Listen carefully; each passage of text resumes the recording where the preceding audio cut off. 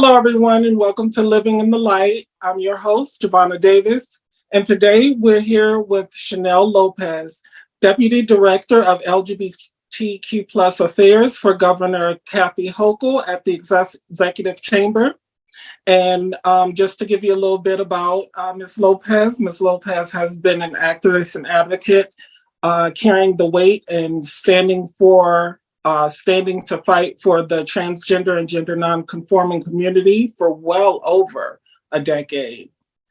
Before entering into the governor's mansion, Lopez, occupied New York City Mayor's office as Transgender Communities Liaison for New York City Commission of Human Rights. Now, mind you, each role has been a milestone for Chanel as being the first trans Afro-Latina woman of color to be in such positions.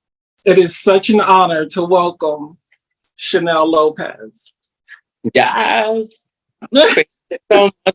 So excited. I've been looking forward to this interview since the first day you told me about it, and I'm excited for it. I can't wait to have a conversation with someone who I love dearly. Oh, thank you so much. I guess the first thing we're going to start talking about is how did you get into the role that you're in now? Like, where did it start? Where did you find that fire and that passion to do what you're doing that got you to the level you are at today? Oh my goodness. Sometimes I always say that you never know where destiny is taking you.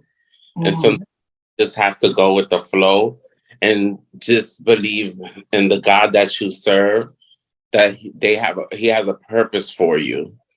And I mean, rewind to like 20 years ago, I never thought I would be sitting in a position like this. I was one of the new trans girls out there, and the mentality that we had, when I first went to my friends and I said, "Oh, I want to transition." Excuse me. The first thing that one of my friends told me was, "Oh, if you want to transition, you have to sell yourself. You have to do sex work because they're not going to hire us. And you want breasts, you want body, you want hormones, and nobody would hire us. So the only thing we can do is sell ourselves." And that was the mentality that I had for so many years because I mean, I don't know how this is gonna sound, but like my grandmother always said, "Tell me who you hang out with, and I will tell you who you are." Right. You know, Absolutely. You are the company you keep. exactly. And so that was my lifestyle because that's what my friends were doing, and that was the mentality that they were on, and that was what they bestowed on me, telling me that that was the only way we can survive this world. But I did a little bit of performing around New York City back when the gay clubs were like Popping. Yeah. now I really don't find them, but like I was performing, when Karen Covergirl was out there, Chachita Rubio, Barbie, my mom, Jessica Fox, Oh, Donnie from Pose. We was performing during all that time. That's how we all became a family. And so I did a little bit of performing. I had lost my job. I always talk about how this is why I always say I love my community. I support my community. I do whatever I need to do for my community, but sometimes I stay away from my community. right. Now, and why is that? Why do you feel you have to do that?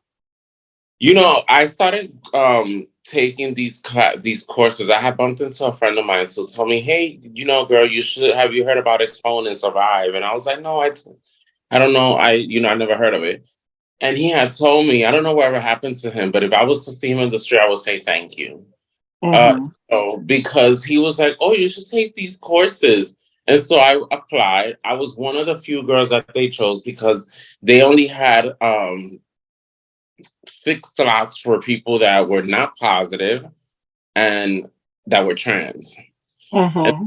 basically, an 8 weeks course on on HIV, Hep C courses, and one of the teachers that were there really liked me, and he was like, have you ever considered about working? Because I didn't want to work.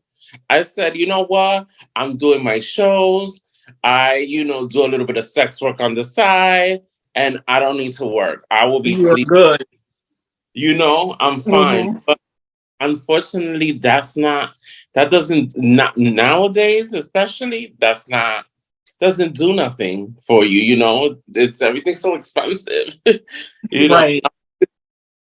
Nothing is the same anymore, and things are even more dangerous now. you know Right. um so I took the course, but I was addicted to drugs because Mm-hmm.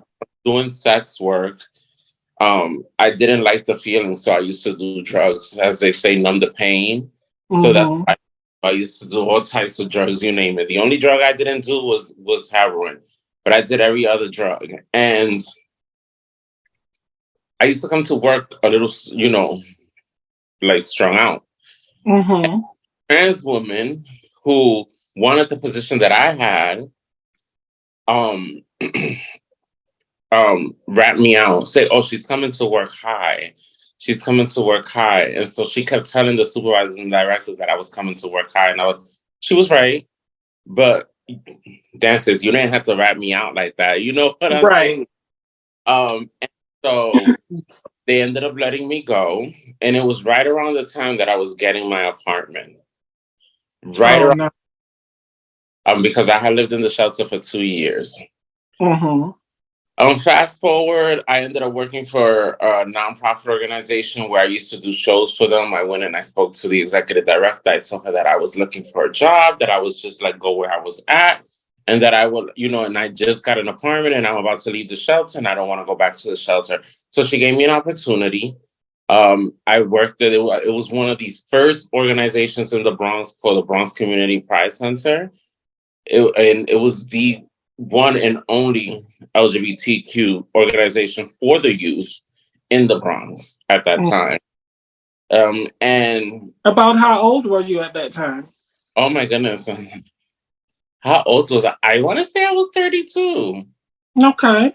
Like that was yeah, I want to say somewhere around my 30s, between 30 and 32. Mm-hmm. And so I started working there. It was a nonprofit organization. Things happened at the nonprofit organization. They ended up closing it down. Mm-hmm. Or it closed down. I had an incident. There was an incident in Fordham Road many years ago where I don't know if you heard about it. A gay guy was dating a Latin king, and I believe he was killed. He was tortured. I Uh, actually do remember hearing that story very vaguely. I do. yes, Mm. so we won't get into all of that. Right. Right. But um, this organization called the New York City Anti-Violence Project, they were mainly in Manhattan. So Mm-hmm. they came, they wanted to have like sort of like a satellite office in the Bronx, because they noticed that the Bronx had one of the high most hate crimes population, rates. Yeah. So I met with the director of that, the deputy director of that program, and so I had they went over the job description, what it was that they were looking for. They were looking for someone in the community, someone who knows the trans community very well, and so I jokingly said, "Oh wow, this is it. I should apply for this job." And she tells me, she tells me, "Well, we thought about you, but we don't want to, we don't want to burn no bridges." And I said, "Don't worry, give me your business card." She gave me her business card. I sent her my resume. At first they wasn't gonna hire me. They were gonna Mm-hmm. butch queen. Okay. They Oh, yeah, okay. they were gonna hire a butch queen for a position that required a trans woman to run it, to be on that position. So I know the person that actually they hired, and he went through it, and he said like a week later he quit And he said, this role is not for me. This role is for someone who is trans. I'm not trans. I'm a gay man. So, Right. so they called me back and they said, oh, we would like to offer you the position. And then I turned around and I said, I'll give you a call back. Let me think about it. It's, you know, I said, I will think about it. I'll think about it. But you know what? I ended up taking it. And Uh-huh. it came right on time. That's why I say the God you serve works in mysterious ways, because right when I started working for that for New York City Anti-Violence Project, Bronx Community Pride Center closed down like 6 months later. Wow. And the employees that were there were left without a job. So Mm. I was there. We had different types of satellite offices throughout the Bronx. I ran 3 offices. One, it was Community Healthcare Network. The other one was Bronx Aid Services. And another one was Citywide Harm Reduction. So from there, I went inside and I learned from being a hate violence. What was it? I forgot the first title, but the second title they offered me, they said, we like the way you work and Mm-hmm. give you a better position inside our offices. And I said, okay, no problem. So I became the hate violence counselor advocate. And I worked with the New York City Anti-Violence Project for like about 3 years. There, I learned what IPV was, what sexual violence was. I learned that I was a victim. I was a victim myself from a young Mm-hmm. age, being molested by my uncle. I also, experienced intimate partner violence. Once I had left my house, so that was another way I found out.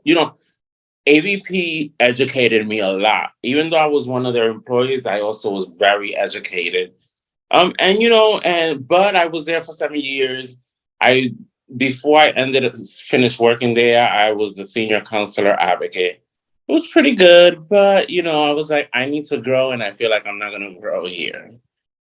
And so, Okay. one of my friends told me they were hiring at the mayor's office.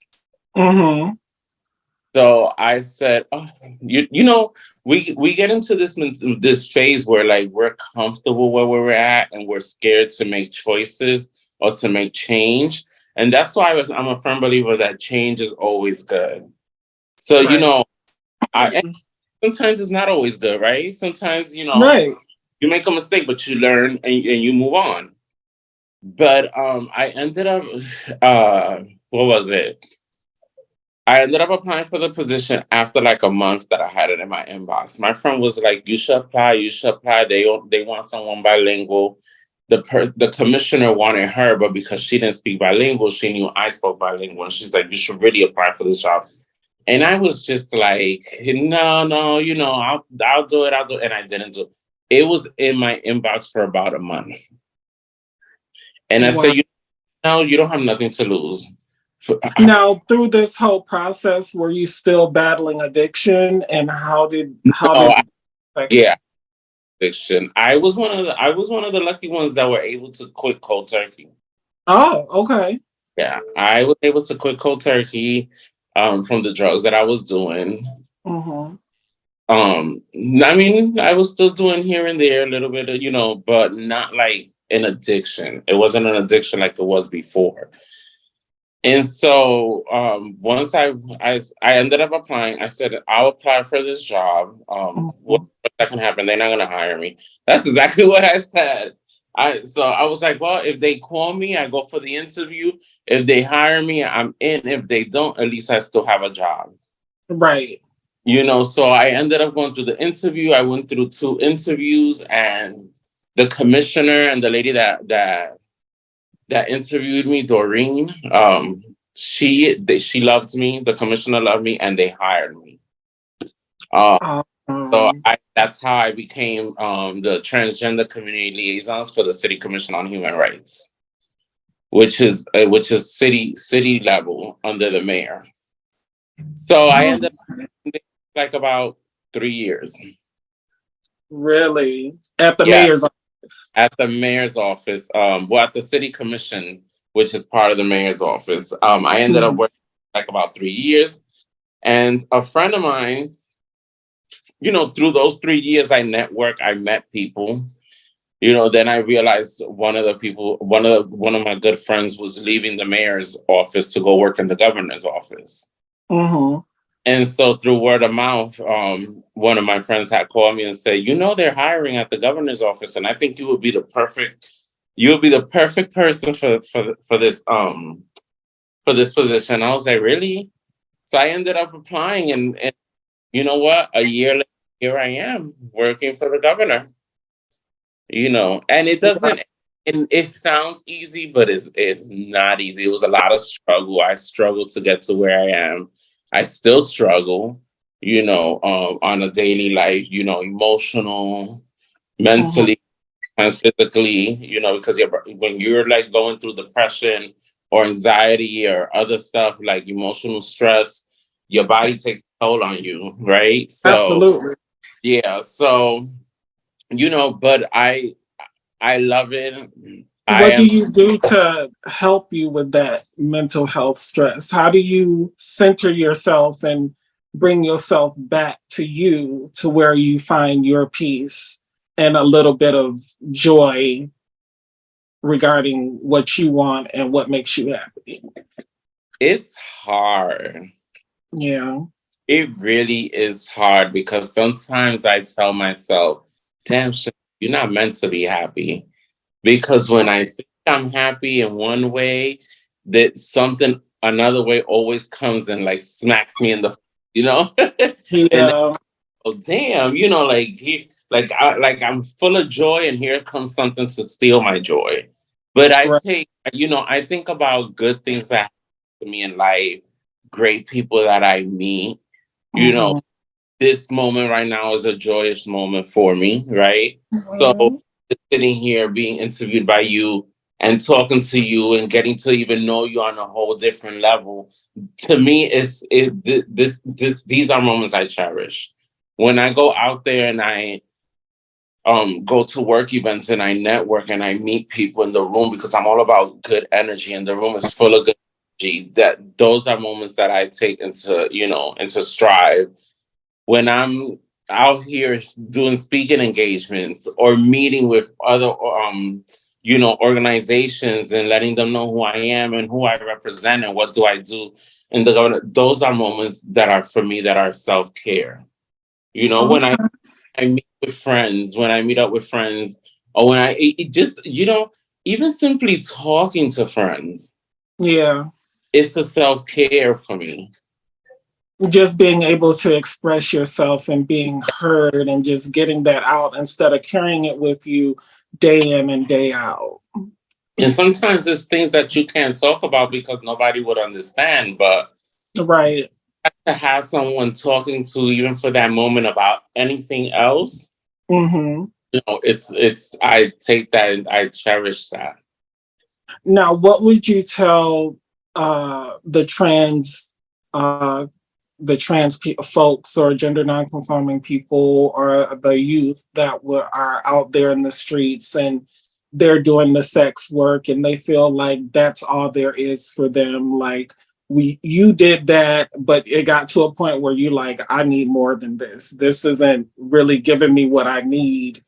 And what motivation do you think would help them to find their way out of that as well? Not that sex work is a bad thing. If that's what you want to do, if that makes you happy, Yes, go for it. I know someone who said they won't go to work because they love sex work. The money's easy. They make up their own time. Their own hours. They don't have a boss and Right. enjoy doing sex work. And like I said, to each his own. But if you Right. this because you have the need to survive and you don't want to continue doing that, not wanting to continue to be a sex worker because you want more for yourself should be your motivation. Okay. And that was my motivation. I wanted more for myself.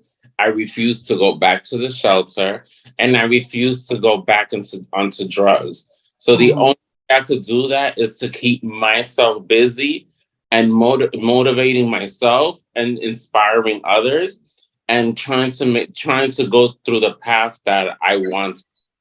Eventually, like right now, I always joke around, but I'm open to I'm open to it if it comes. But I always joke around and I say, "Oh, I started working at the city level. Now I'm in the state level. Maybe I need to go work for the federal level now." Right. Why not? And I'm like, but that's my motivation. Like, you know what? Why can't I be working on the federal level? Yeah. Hmm? And if that's where you want to go, you have your resume will definitely get you there. I Yeah, mean, as hard as you worked over the years. absolutely. And networking is important. You Yeah. never know. Sometimes we don't. We can be. I can be antisocial. I will tell you that much. I can get into my phase where I want to be isolated. Mm-hmm. I don't want to go nowhere. Only from work, home from work. I don't want to do. So I get into those periods in my life. But I always welcome an opportunity to network. Why? Right. Because I networking, you just don't know who you're gonna meet, True. and and you don't know that person that you met might be the person that's gonna take you to the next level in life. Mm-hmm. Absolutely. Absolutely. So with the position you're in now, um, what's the most important thing that you want to accomplish in this position that you're in now that benefits the transgender GNC community, but especially the Black and Brown transgender GNC community? We need funding, so I want to more funding for schools, for basic needs, like just to open up a GED school for LGBTQ kids. You know, Right. wrong with that, and I'm sure that many will go back Hold to on. school.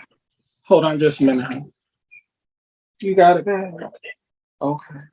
We baking pie. Oh yes.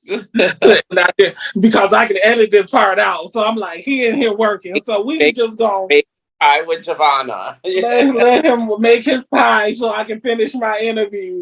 Okay. You make it's crumbling, baby. I can hear it.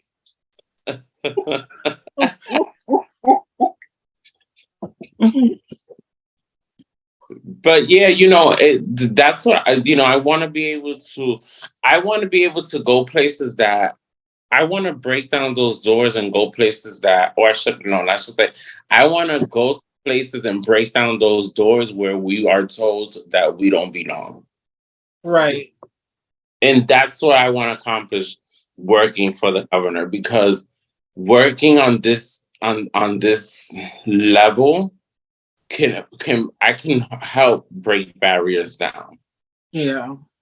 And not just like with funding, like extensive healthcare services for transgender, gender nonconforming people. Like just fighting to be able to for them to be able to afford those gender affirming surgeries and not necessarily consider them cosmetic, because in hindsight some of these cosmetic surgeries is what keeps these people from jumping off a bridge because they can't take what they're seeing in the mirror. No, absolutely, and I agree.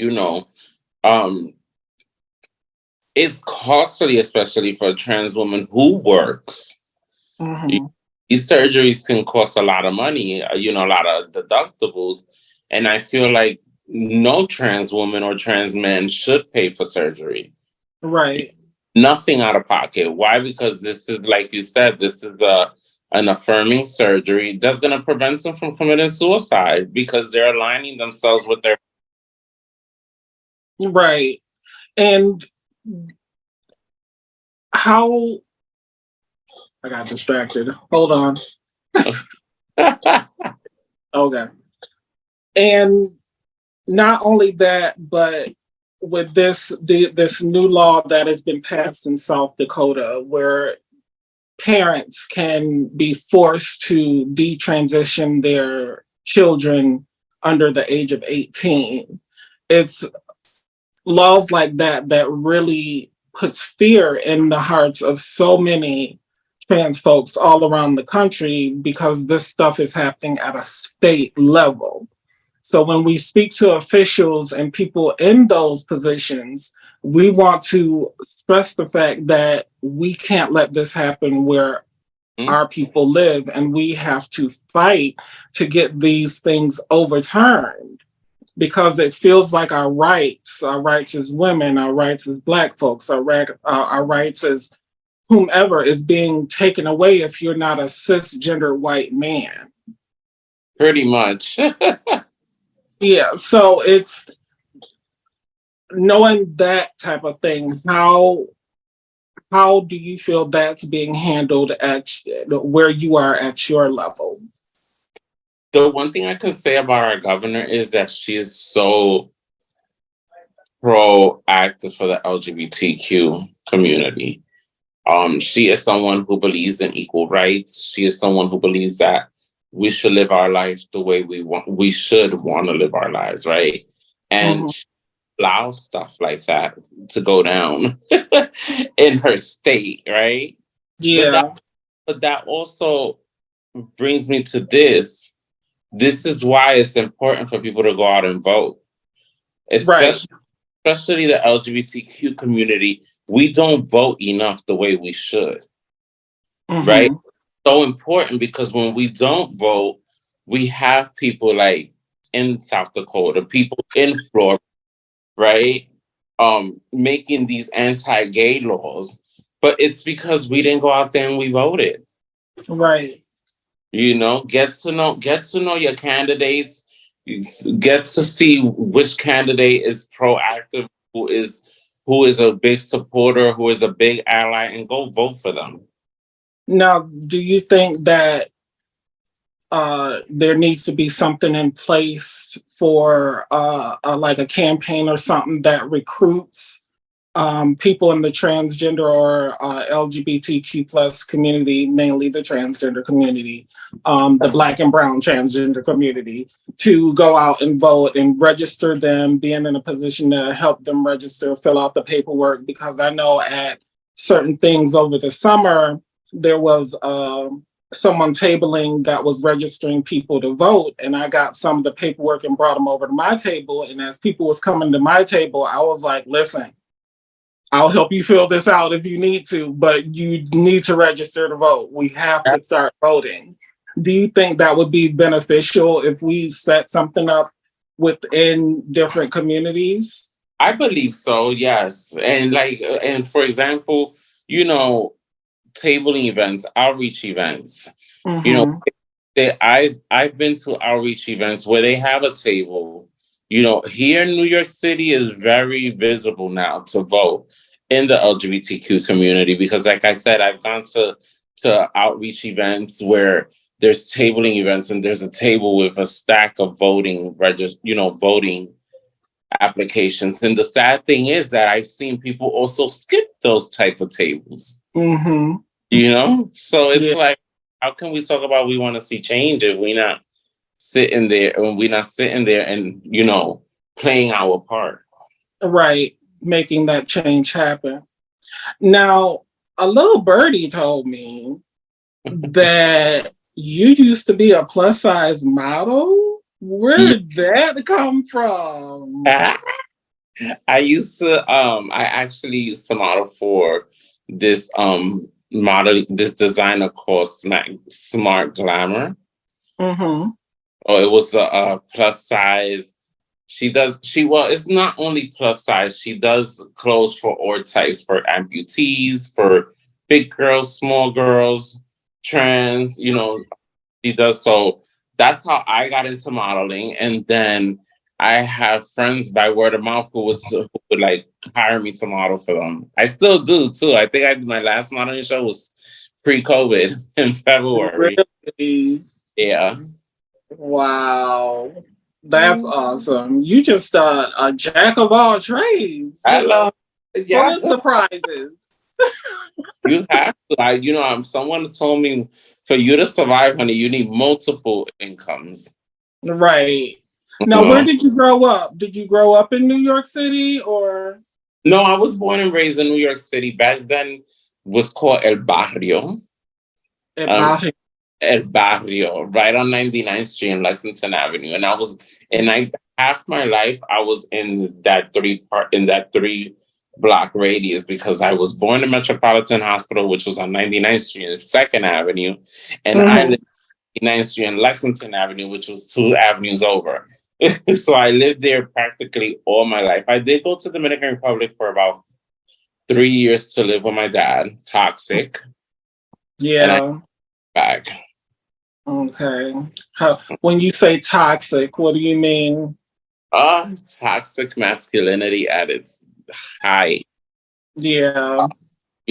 Dominican, my dad, my uncles, old school, To weren't have raised a little trans girl running around the house. right. Yeah. And the irony of life is that my dad doesn't speak to me because I'm trans, but one of his nephews, his girlfriend was trans. Really? Yeah. So, but you currently don't speak to your father. No, we don't have no type of relationship. Oh, okay. How about your mother? My mom, we have a good relationship. You know, She, she's in New York City with you? she's in New York City. You know, Okay. relationship. We have our ups and downs, but it's a better relationship than I have with my father. Okay. I guess and that brings me to asking how was you growing up and your coming out as who you are and living your best life? Like, how was that for you? It was difficult. You know, Yeah. growing up, I grew up with my grandmother and my mom, really, from that side of the family. It was difficult. I grew up going to church a lot. Hmm. Like and it was my whole lifestyle was school, home, church, home, and school. That was like if we went to a wedding, if we went to a sweet 16, if we went to an event or a party, it was because the church was having the party. No, Wow. we never did anything outside of the church. If we went on trips, it was with the church. If we went to, on vacation, it was with the church. Everything was with the church. And that's how I grew up. And so, my mom had this idea of like being the mother of the groom and, just wanting, she wanted to live her dreams through me. But, Yeah. I couldn't, and I wasn't happy with myself. I was miserable, Right. felt like I lived a double life. Like, I'm like, oh my God. And there were times where when I lived with my grandmother, I would go to my friend's house with my book bag and my women's clothing and, and get dressed at my friend's house. And I would come, go to his house and change again before I went home. Or sometimes I would change back into being a boy when in Hmm. the projects where I lived at. Wow. So it's was a lot of hiding and ducking and dodging. A lot of that in the beginning, a lot of that, which is one of the reasons I ended up leaving my house because I was like, I didn't know nothing. I didn't know nothing about the trans community until I was about 27, 28. How long or how old were you when you left home? I was like 25. 25. Oh, wow. So you waited a little bit. Yeah. I'm what they And call a yeah, in the trans world, that's a late bloomer. That's a Yes. boomer. Yes. So I ended up leaving. Mhm. So and that was the way I ended up meeting a trans woman. And she told me all about transitioning. I didn't even know she was trans. I was like, she's a trans woman. Like, what is that? Right. Like, I didn't know what it was. And Hmm. I had to get educated about it. And education is so important. And I don't mean sitting in a classroom. You're educating yourself. Google. Now things are so much easier than it was back then. Because you can literally sit here and Google anything. everything and it will with give videos to match. yes. So it's like the generation from now have it so easy. We didn't have none of that. Right. You know, Right. we didn't know what hormone was. We was learning from the old school girls. Mm-hmm. Jessica Rabbit girls, because you know at one point everyone had to look like Jessica Rabbit. Right. That was the go-to back then. Yes. That was it. Wow. Yes. All right, Chanel. Well, I won't keep you much longer. I enjoyed talking to you. I enjoyed talking to you too. Maybe when I start my podcast, you'll be my first guest. Oh, thank you. I've been really, really leaning towards um starting a podcast. Okay. Tell us more about that podcast. It's gonna. I wanted to. I don't know what I'm gonna call it yet, but it's gonna touch different views, especially views on like when cis men think that we want them, even when we don't want them. You, Right. you know. Exactly. So there's gonna be topics around that line, like It's or like you can't get or a cis woman to look at you. What makes you think I want you? right, or like when guys say, "Oh, I don't mind you being gay, but just as long as you don't hit on me." The mentality of men that will say that Yeah. gay friends, right? Or Right. or like, "Oh, I don't mind you're trans, okay." But I'm not down with that. Like nobody asked you. So for my podcast is gonna be around that. Okay. I'm looking It's forward to that. it's gonna be spicy, but but the point is I want men to start thinking on how toxic they sound when Mhm. they do things like that and maybe be more open and acceptable. Right. Oh, I already got some topics we need to talk about when it comes to toxic masculinity, baby. That could be an all-nighter. Yeah, that's what I want to talk about.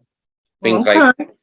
hmm All right. We're gonna be looking forward to it. And yeah. again, Chanel, thank you so much for sitting Thank here with you. us.